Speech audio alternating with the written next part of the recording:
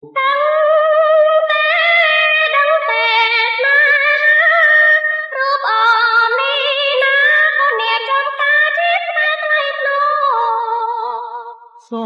អូនកុំពួយអន់មួយបងបដូរច្បាប់មានហែហោបងបដូរគប់ត្រី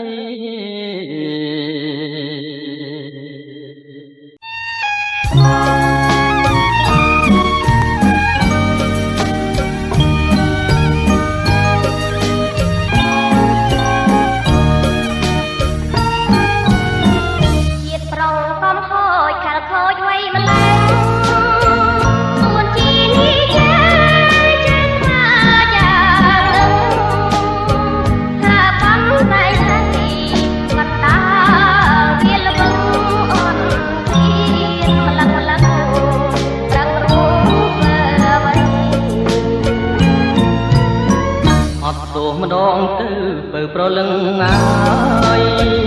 គុណខ្ញុំខោហើយសូមត្រាប្រណីខ្ញុំពិតជាឈួតហ៊ានលួចស្នេហ៍ស្រីតិចមើលនិស័យក៏ឆ្ងាយបាត់បង់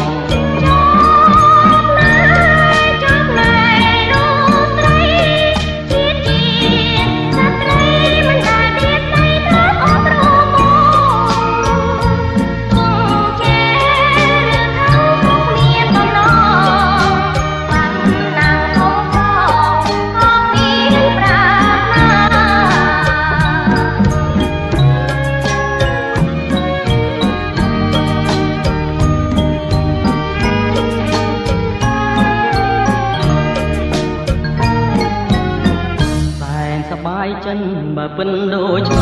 ងរូងស្រីសុំដល់មកហាញរូបាឲ្យបងបានយល់